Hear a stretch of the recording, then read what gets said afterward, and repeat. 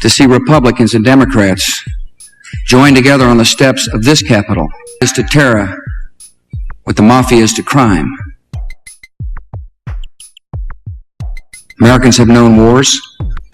Americans have known the casualties of war. After all that has just passed, our military is powerful, and it's prepared. And don't believe a word of it.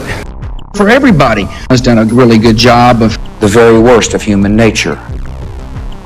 Terrible sadness. Nearly all children nowadays were horrible. A generation shaped by Vietnam, of a great generation. What was worst of all was that by means of such organizations as the Spies, they were systematically turned into ungovernable little savages, and yet this produced in them no tendency whatever to rebel against the discipline of the party. Is a great hope for our country. On the contrary, they adored the party and everything connected with it. The songs, the processions, the banners, the hiking, the drilling with dummy rifles, the yelling of slogans, the worship of Big Brother. It was all a sort of glorious game to them. All their ferocity was turned outwards, against the enemies of the state, against foreigners, traitors, saboteurs, thought criminals. It was almost normal for people over 30 to be frightened of their own children, and with good reason, for hardly a week passed in which the Times did not carry a paragraph describing how some eavesdropping little sneak, child hero, was the phrase generally used, had overheard some compromising remark and denounced his parents to the thought police. These acts of mass murder were intended to frighten our nation into chaos and retreat. All deserve our thanks.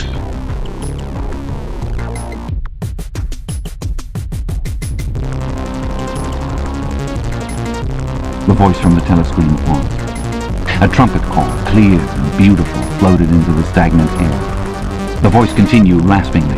"Attention! Your attention, please. A news flash has this moment arrived from the Malabar front. Our forces in South India have won a glorious victory. I am authorized to say that the action we are now reporting may well bring the war within measurable distance of its end. Here is the news flash."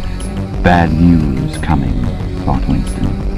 And sure enough, following on a gory description of the annihilation of a Eurasian army with stupendous figures of killed and prisoners, came the announcement that, as from next week, the chocolate ration would be reduced from 30 grams to 20. 100 years from now, this will mean a higher return on your money. America remains engaged in the world by history, and America's armed forces need better equipment. And an angel still rides in the whirlwind and directs this storm. Somewhere far away, a rocket bomb exploded with a dull, reverberating roar. About 20 or 30 of them a week were falling on London at present.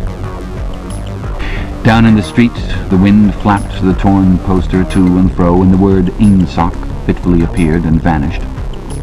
Ingsoc. The sacred principles of Ingsoc. Newspeak, doublethink, the mutability of the past.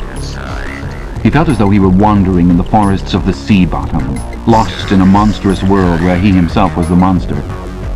He was alone. The past was dead. The future was unimaginable. What certainty had he that a single human creature now living was on his side?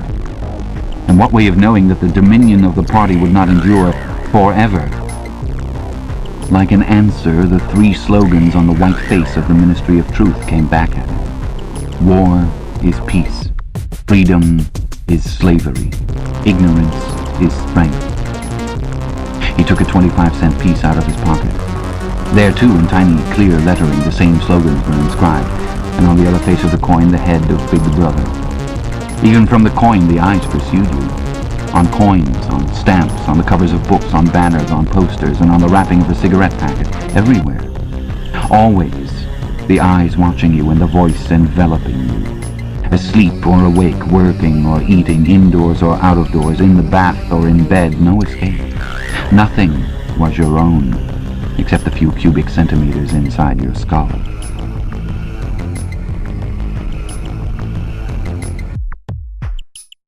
The soft bigotry, dulling our sense of urgency.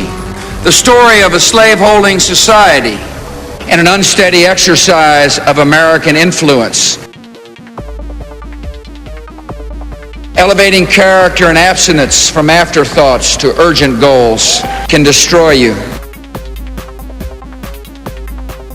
children without fathers. It builds a wall within our nation. With the deep, unconscious sigh which not even the nearness of the telescreen could prevent him from uttering when his day's work started, Winston pulled the speakwrite toward him, blew the dust from its mouthpiece, and put on his spectacles. Then he unrolled and clipped together 4 small cylinders of paper which had already flopped out of the pneumatic tube on the right-hand side of his desk. In the walls of the cubicle there were 3 orifices. To the right of the speakwrite, a small pneumatic tube for written messages. To the left, a larger one for newspapers. And in the side wall, within easy reach of Winston's arm, a large oblong slit protected by a wire grating. This last was for the disposal of waste paper. Similar slits existed in thousands or tens of thousands throughout the building, not only in every room, but at short intervals in every corridor. For some reason they were nicknamed memory holes. When one knew that any document was due for destruction, or even when one saw a scrap of waste paper lying about, it was an automatic action to lift the flap of the nearest memory hole and drop it in, whereupon it would be whirled away on a current of warm air to the enormous furnaces which were hidden somewhere in the recesses of the building. Winston examined the 4 slips of paper which he had unrolled. Each contained a message of only 1 or 2 lines in the abbreviated jargon, not actually newspeak, but consisting largely of newspeak words, which was used in the Ministry for Internal Purposes. They ran, Times 17-3-84, BB speech malreported, Africa rectified.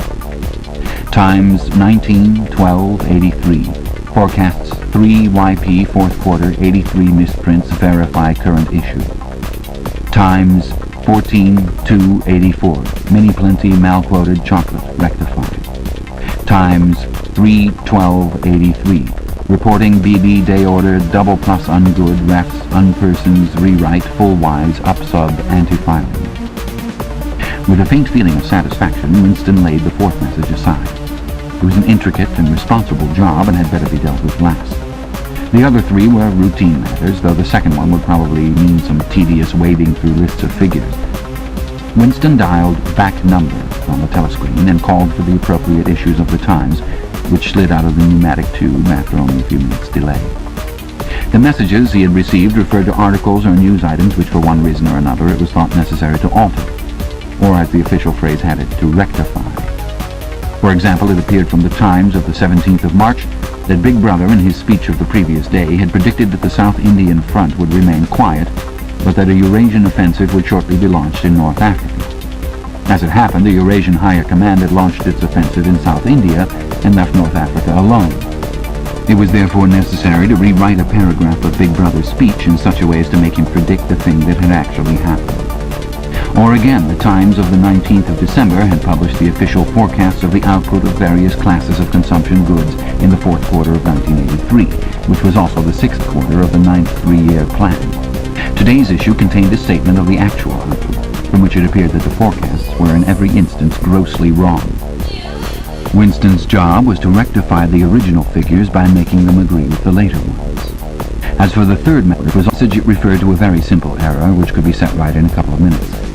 As short a time ago as February, the Ministry of Plenty had issued a promise, a categorical pledge were the official words, that there would be no reduction of the chocolate ration during 1984. Actually, as Winston was aware, the chocolate ration was to be reduced from 30 grams to 20 at the end of the present week.